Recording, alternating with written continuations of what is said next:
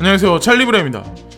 아마 지금 시세가 썩 불안하고 안 좋아가지고 여러분들이 아마 되게 많이 마음이 아프시고 짜증나시고 답답해하시고, 그러니까 저 또한 그래요. 저 또한 이제 보면은 이 목소리 들으면 힘이 넘치는 것 같지만 예전보다는 되게 많이 이게 뭐라 그러지? 좀 어깨 힘들어가고 이런 게 되게 많이 사그러들었다? 네, 어쨌건 저도 마찬가지예요. 확신이 있어서 이 시장에 남아있긴 하지만 뭐 물론 중요한 건 물려있기도 한 것도 많지만, 근데 중요한 거는 어쨌건 뭐 내가 가진 계좌가 이제 줄어들면 그거에 대해서 기뻐할 사람이 누가 있어요? 아무도 없지. 근데 어쨌건 지금 현재 상황이 그러니까 뭐 어쩔 수 없죠. 대응할 수 있는 부분이 있지만 그것도 어떻게 전체를 다 하겠어요. 그렇게 갑자기 쉽게 팔기도 쉽지 않은데, 사기도 쉽지 않지만 팔기도 되게 쉽지 않거든요. 이거를 정리할 때도. 그래서 어쨌건 지금 현재 상황이 이제 그런데, 지금 보면 차트적 관점으로 이제 접근하는 사람들이 이제 비트코인이 여기서 더 하락할 거라고 말하는 사람이 이제 트위터에 나와 있는 트레이더들 중에는 10명에서 6명이, 그러니까 60% 이상이 뭐 8,000불에서 8,500달러 사이까지 떨어질 거다. 아니면은 9,150불, 9,000불? 그 정도 언저리까지만 일단 정리가 될 거다라는 말하는 사람들이 있어요. 그래서 어떻게 될지 모르지만 이 사람이 올린 차트는 뭐냐면, 그러니까 9월달 중순 이후 한 9월 20일에서 9월 25일 사이, 그러니까 그때 정도, 아니면은 10월달 시작한 어떤 그 언저리, 그래서 그때 정도부터 반등을 하지 않을까라는 얘기를 해요. 이 사람이 이제 그런 얘기를 해요. 지금 보면은. 그래서 이게 암호화폐 마켓캡 전체를 얘기하는 거거든요. 비트코인하고 알트코인 합해서 지금. 그래서 그런 식으로 포물선을 이렇게 쭉 그려놨는데, 어쨌건 이거는 이 사람이 얘기하는 어떤 그 주장이고, 지금 보면은 그래서 저도 이제 그런 생각을 하거든요. 당분간, 그러니까 뭐 일주일 내에 아니면 뭐 2주일 내에 갑자기 막 급작스럽게 급등한다, 이런 게 아니라 분위기 자체가 지금 그렇게 흘러가는 것 같아요. 더 많이 사람들이 힘을 더 많이 빼고 있는 것 같고, 거기다가 미중 무역 갈등은 뭐 하루가 다르게 뭐 이걸 화해를 한다, 아니면 갑자기 회담 분위기가 엉망이 돼서 갑자기 와야 된다, 뭐 이런 얘기가 지금 보면은. 근데 갑자기 새벽에 이런 얘기가 나왔는데, 자, 이것도 이제 찬물을 끼얹은 거죠. 사실 알고 보면 암호화폐 시장에 트럼프가 오늘 중국과 다른 급의 무역 협상 예정. 그래서 갑자기 또 이런 얘기가 나오기 시작했어요. 근데 거기다가 중국이 또 여기다 맞받아쳐가지고 미국의 관세 보복 취소 가능성 시사하며 화해에 손짓한다. 그러니까 어쨌든 중요한 건 이런 나라들이, 이 두 국가가 쇼잉을 한다고 저는 이제 생각을 하고, 자, 거기에 맞춰서 이제 암호화폐 시장은 썩 좋지 않은 상황에서 다우존스, 나스닥, S&P 500 지수, 특히나 S&P 500 지수는 2,850대인가? 거기까지 떨어졌었는데 또 다시 올라갔어요. 2,900대로 다시 올라섰고, 나스닥, 다우존스도 마찬가지로 이렇게 올라섰어요. 지금의 현재 상황이. 그래서 어쨌건 지금 디커플링 상태로 암호화폐 시장하고 이제 현물 경제 시장은 그렇게 돌아가고 있고, 지금 보면은 텔레그램이 9월 1일 날 톤 노드 실행 코드 공개할 듯이라고 여기 나와 있는데, 이게 암호화폐계에서는 되게 거대한 프로젝트였거든요, 예전에. 이제 그러니까 보통 우리가 ICO라고 하면 비트코인 뭐 1개다, 2개다, 뭐 많이 넣으면 7개다, 10개다 이렇게 넣잖아요, 보통 보면은. 근데 이때는 이제 이 텔레그램 같은 경우는 ICO를 할 때 그때 최소한의 투자자가 최소한 늘게 뭐 비트코인 1개 이런 게 아니라 100개 이상이었었던 걸로 제가 알기로 기억하거든요. 100개에서 1000개 사이. 그러니까 개인 투자자 입장에서. 그러니까 만약에 기업체가 껴있으면 그 사람들은 얼마나 많이 여기 넣겠어요. 그러니까 지금서부터 몇 년 전이죠. 몇 년 전 얘기를 이제 말씀드리는데, 어쨌든 중요한 건 9월 1일 날 코드 공개하고, 그리고 10월 31일 날 메인넷을 런칭할 거다. 근데 여러분들 아마 아시겠지만 카카오하고 관련돼 있는 여러 가지 아마 코인들 아마 아실 거예요. 여러 가지 것들. 코스모가 됐든 뭐가 됐든.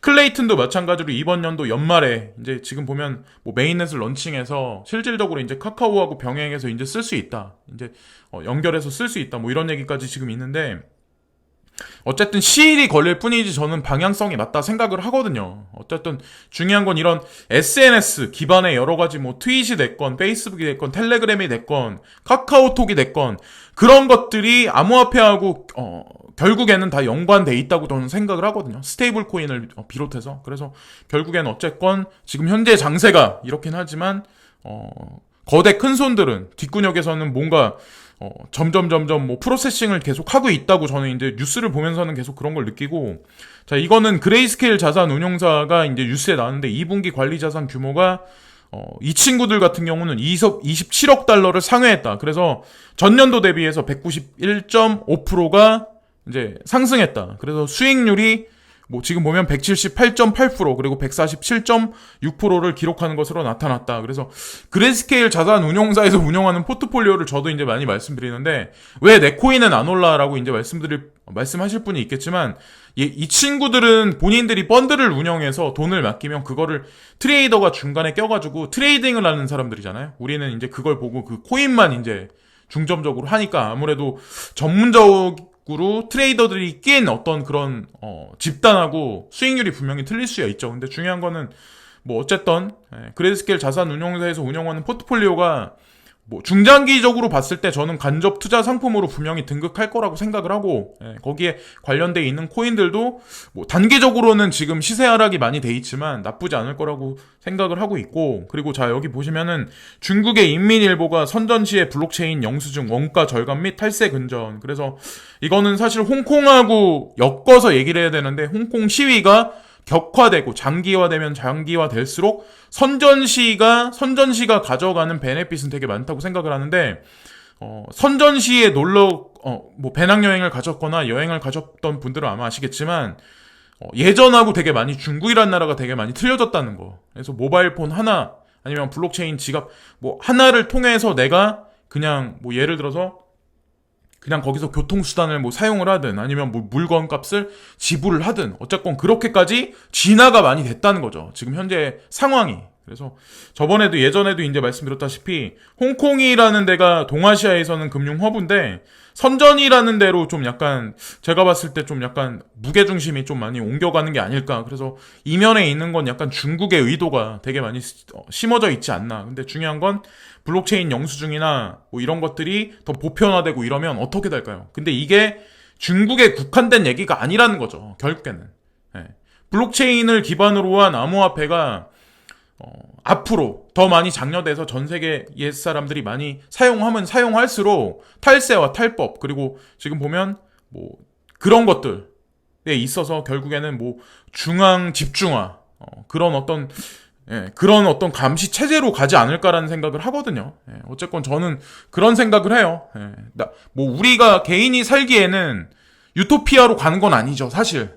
사람이 살기에 편해지는 건 사실이지만 지금보다 뭐 보이지 않는 눈들이 감시하는 어떤 그런 게 더 많아지겠죠. 개인의 어떤 동선이나 뭐 아니면 재정 형태나 뭐 소비 행태나 뭐 여러 가지 것들이 다 유리지각 같이 다 이렇게 보여질 수밖에 없는 그런 형국이니까. 자, 이거는 독일, 일본 국채 10년물 금리 추이. 그러니까 이것도 예전에 이제 보여드린 적이 있는데, 일본 국채도 마찬가지로 지금 뭐 일본이 뭐 경제가 뭐 우리나라보다 나은 건 사실이지만, 일본이 지금 그렇게 썩 좋지 않은 상황이고, 지금 보면 일본 국채 10년물 금리도 지속적으로 계속 지금 현재 상황에도 하락하고 있는 와중. 근데 더더욱 중요한 건 DLF, DLS 어떤 그 파생 상품에 투자한 사람이 많이 피를 봤죠, 이번에 한국에서는. 근데 보면은 이거를 보여드린 이유는 왜 그러냐면, 유로존이라는 어떤 그런 게 있을 때, 유로라는 유로 연합이 있을 때 그 주변에 있는 국가들, 이탈리아가 됐건 뭐 아니면 폴란드가 됐건 뭐 아니면 그 주변에 있는 뭐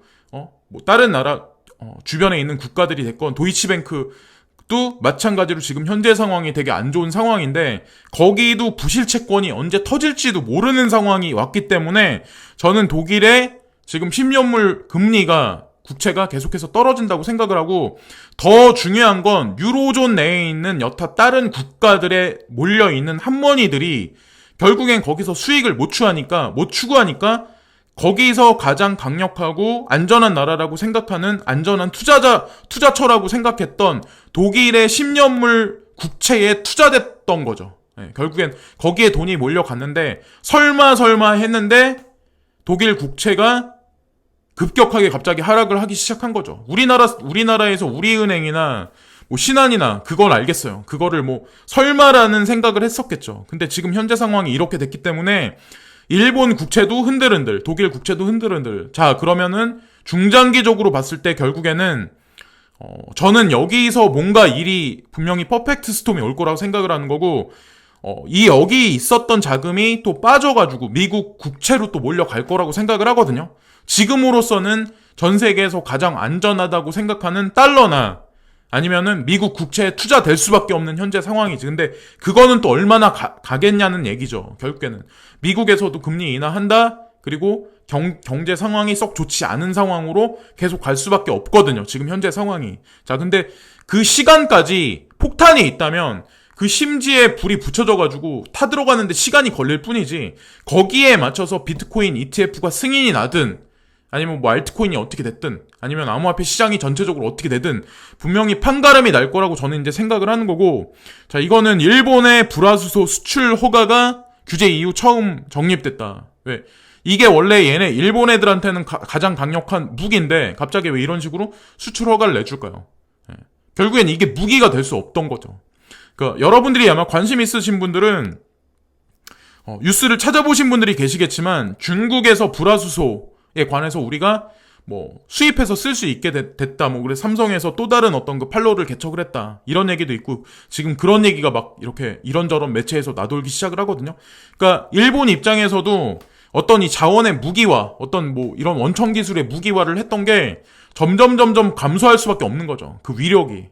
그래서 단기적으로는 뭐 우리나라가 좀 약세, 좀 약간 안 좋겠지만, 중장기적으로는 저는 결국에는 우리나라가 일본을 넘어설지 않을까라고 생각하는 거에 관한 어떤 그런 생각에 관해서 변함은 없고, 통일이란 어떤 그런 이슈가 트리거가 돼서 분명히 작용을 되게 크게 하지 않을까라는 생각을 하고 있어요. 그리고 이거는 예전에도 이 뉴스를 이제 보여드린 적이 있는데, 이때다 해가지고 중국 반도체 굵기 속도전 보면은 디램 공장 착공했다. 그래서 사실 보면은 한일 갈등이 중장기화되면 될수록 중국한테 사실 그 틈을 벌어준 거고 시간을 벌어준 거밖에 안 되거든요.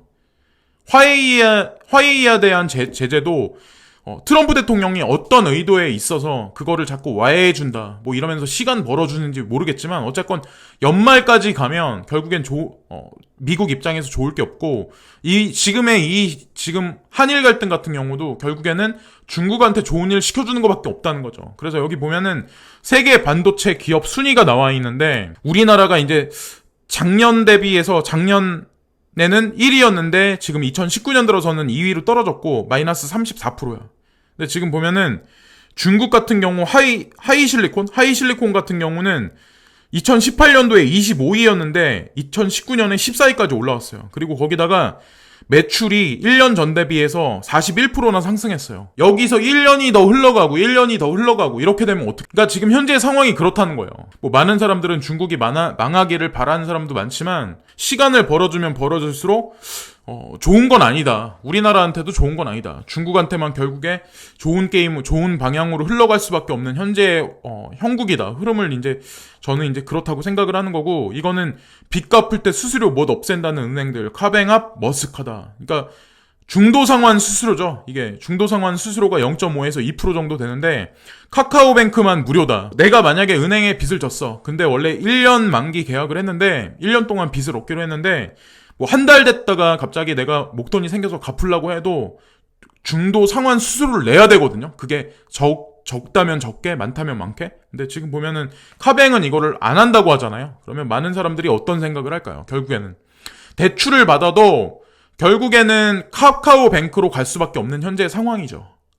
지금 현재 있는 기존 금융권보다. 근데 저는 카카오뱅크를 국가에서 이익 집단이 보이지 않는 손이 밀어준다는 생각을 되게 많이 하거든요. 예전에 초반부터 생각을 했지만 그렇게 생각을 하고, 이거는 일본 넘어 경제 강국 이룬다. 문정부 내년에 513조 슈퍼 예산을 편성할 거다. 이런 얘기를 하는데, 뭐 여기 보면은 다이어그램에 이게 형성돼 있는 게 사회 간접 자본, 그리고 특히나 R&D 이쪽에 아니면은 원천 기술 이런 데 있잖아요.